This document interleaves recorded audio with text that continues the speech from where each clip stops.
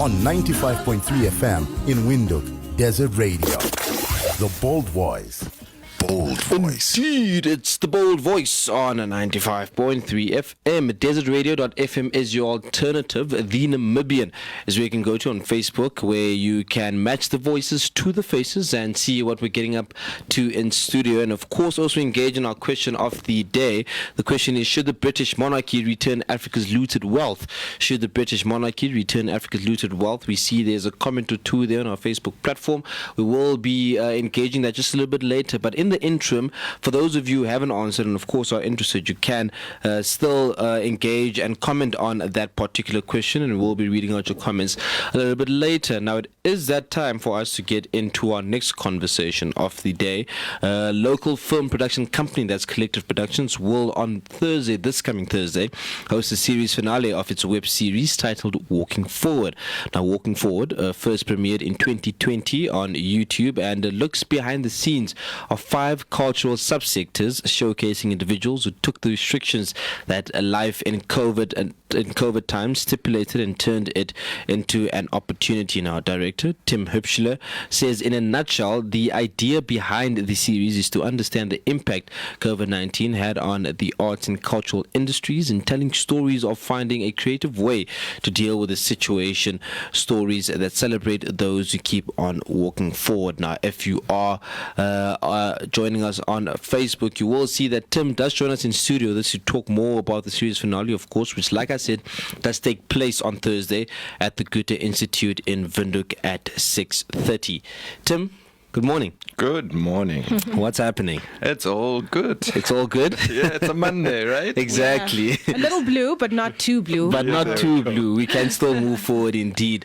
Now, Tim, you've been quoted to say that Walking Forward is a very, very special project to you, right? Talk to us about that. Why is that so? Okay, I mean, look, all of us lived through a pandemic, right? And it seems a distant memory right now. Yeah. It's like something that might not have happened, but it actually did. And in the thick of it all, this was in 2020, there was very little film production going on because we had to figure out how to actually still do it. How can you still work with people in a room, and what can you actually tell as a story? And so what happened is that the Film Commission, the Namibia Film Commission, had a call out for proposals to local filmmakers where they said, can you document something about the pandemic and its impact? And so we developed Walking Forward as a response to that call out. And essentially it was literally, okay, let's talk to people who rely on other people, like audiences, actually, and how they have been impacted by the pandemic. And so we looked what the music does, we looked at what performing arts do, what visual arts do, what fashion design does. And it's literally inspired by Carte Blanche, that kind of a formula. So it's sit-down interviews with some activities in between. And the key thing for us is we didn't want a soliloquy or something sad where people cry. We wanted to inspire because all of us were still right in the thick of it. And obviously why it is special to me is because it enabled me to still be a filmmaker in a time when people weren't actually making films. And so we did that first season that you summarized. We did a second season that looked a little bit at the people working on the front line. So we had like healthcare professionals, we had ambulance drivers. And again, there it was sort of like to understand how they keep motivated in this. And that one was released in June 2021, just before Delta really got serious. And they always stand on their own, but the importance about the series finale was if you make a series, you need to sort of like wrap it up. Otherwise, the audience is going to be disappointed. And so this is what First Day's premiere is all about. It's essentially a last standalone episode where we look back at some of the conversations that we had in the past, but we also look forward into traveling again and forging your own future. Now, as you mentioned, Tim, 2020 was a very tense, very uncertain period of time.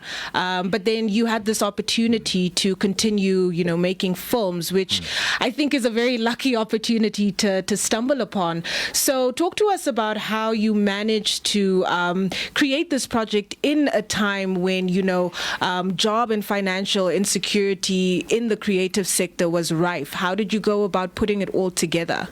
All right. So I think the key secret, what maybe the pandemic taught a lot of us, is that you had to scale completely down. Yeah. So whereas before, on productions before, I worked with 5 or 10 people. Now we were literally a crew of 3, including myself. Yeah. So people had to double up. I couldn't just direct, I also had to edit. And it's you start moving things around just to make sure that the resources you have actually make sense. Yeah.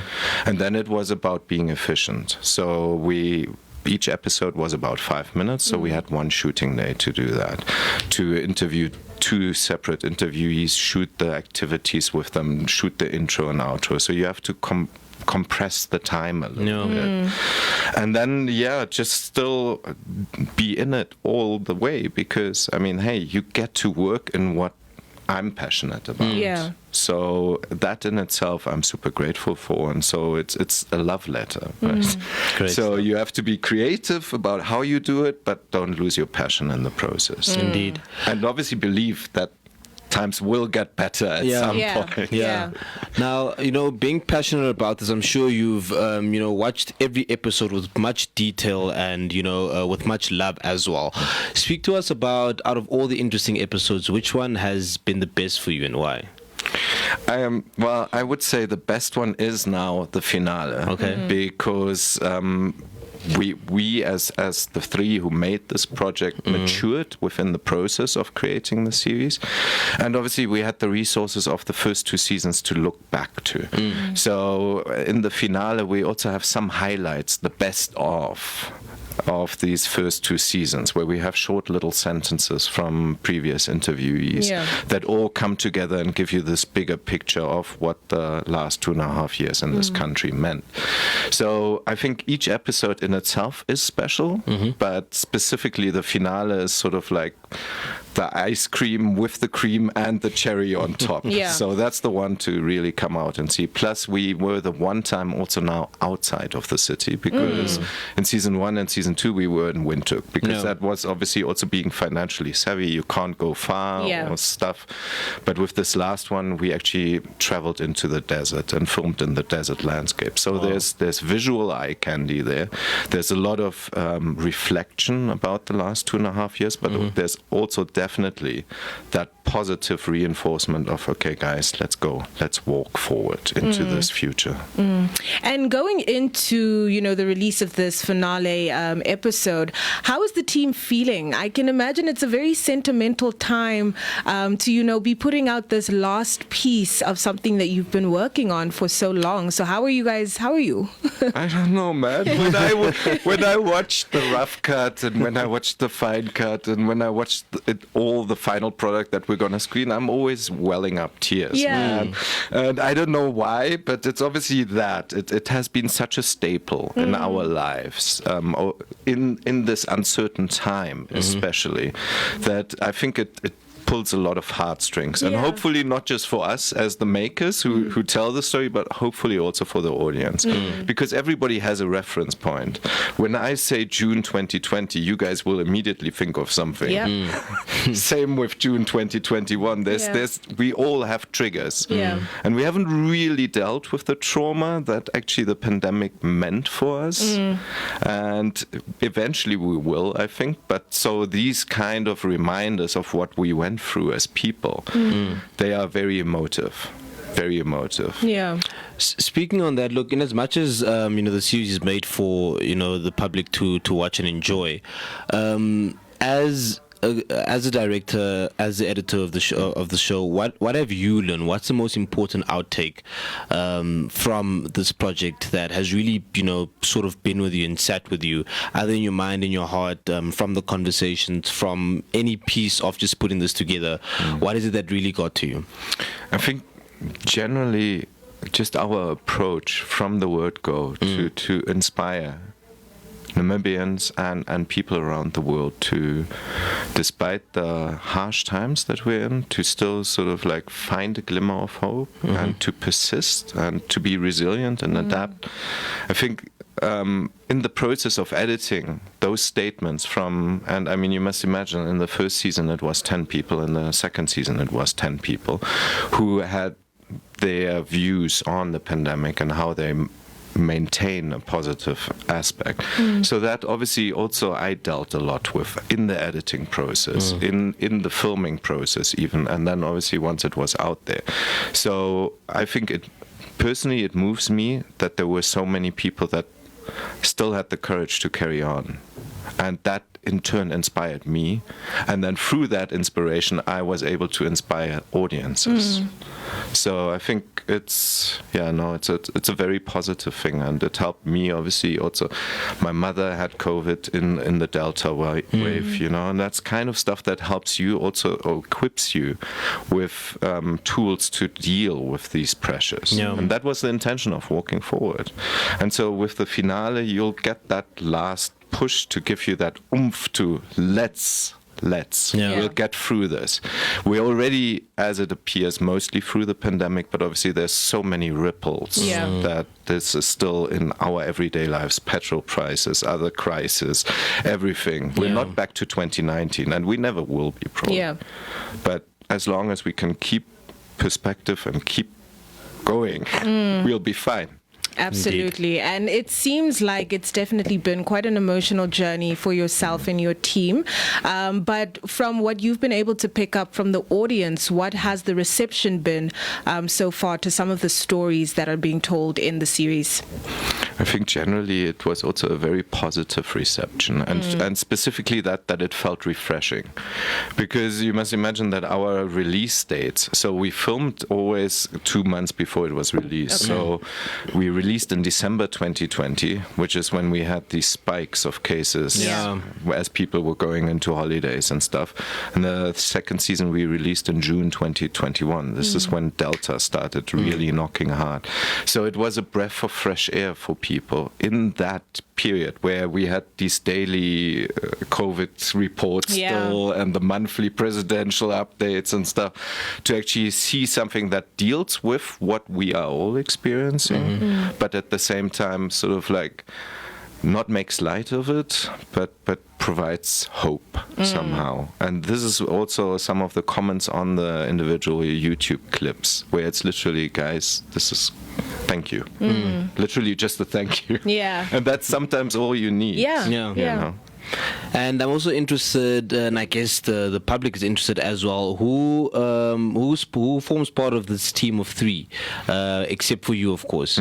So that's Namutenya Ndadi. He's our host, and he's the writer, and he co-directed some of the episodes. So he's been very central, and he was there from the word go when the call out from the Namibia Film Commission came. We sat down and created the concept together. And then it's Antonio Stzup, who's the cinematographer. So that's the 3 shooting crew, and then we had a person who in the audio post-production, David Bernardi, who's our business partner in Collective Productions, who just cleaned up the audio and created some additional sound effects, especially with the finale. So the finale, you guys really have to come. It's going to be, and I mean what we're doing on the night, and maybe this is also important, we're not just going to show the finale itself, but we'll show 2 of the previous episodes and actually catch up with the interviewees. That's smart. Oh, nice. Okay. So, and one of them is where we're with healthcare professionals, and one of them is where we're with artists. And it's literally, guys, now, where are you? And then basically the centerpiece of the evening becomes the premiere of the finale. Beautiful. So if you're listening, it's not just the finale that you're going to be seeing. There's a whole lot up for feast on Thursday, right, at the Goethe Institute, 6:30. Is it a free screening? It's a public open screening. The doors open at 6:30. The actual event will kick off at 7. Okay. But so just that people can trickle in. Yeah, You know, almost we in Namibia when we say 6:30. African time. African time is very real. Time. Yeah. Well, Tim, thank you so much for, just enlightening us on what we can expect at the launch of the season finale of the series. I think I'm quite excited. Yeah. I think I'll definitely come check it out. But before we let you go, since we do have you in studio, a couple of other things I want to tap into is, you're also a director for another successful Namibian film, that's Land of the Brave film. So talk to us a bit about that. What's the update there? How has things been going with that film of yours in regard to like the festival and awards circuit since its premiere in 2019? Yeah. Well, it premiered in October 2019, so we had about 3 months of Before the world sort of turned upside down. Yeah. It was nationally, it was beautiful. We had close to 3,000 people watch it in the cinema. So here in Merua and Grove, in Ongwediva, and in Swakopmund. Yeah. So that was the key sort of like value for us. Thereafter, yes, in 2020 we did start submitting it to festivals.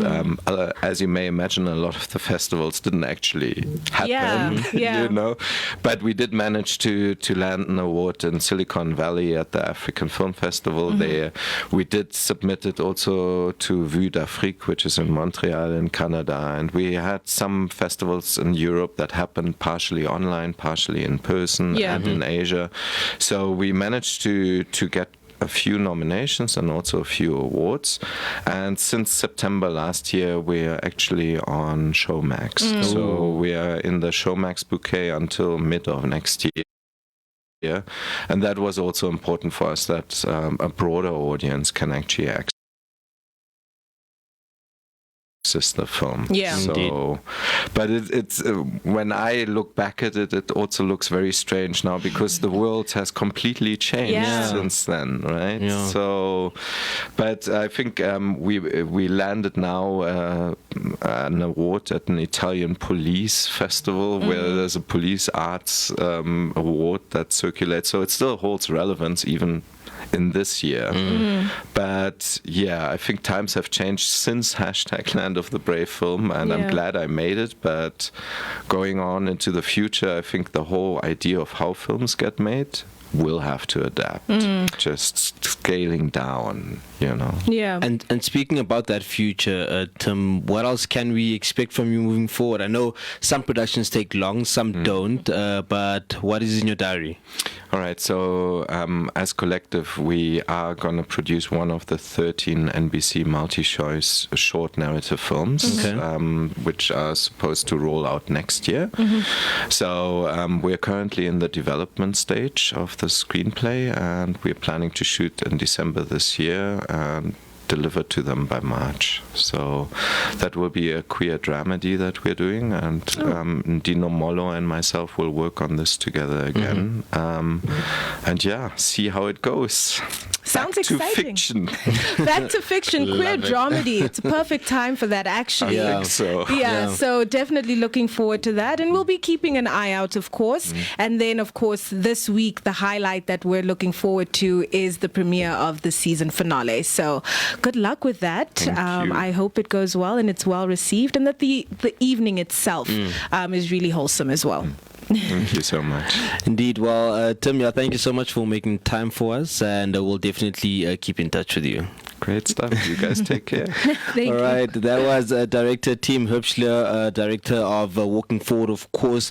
The finale is this Thursday at the Goethe Institute in Windhoek at 6:30, so do make sure you get there. In fact, get there at 6:20 so that you're there for 6:30, for 7 o'clock, just so that everything can start on time. 8:51 is the time on the clock. We're going to say ta-ta to you after this.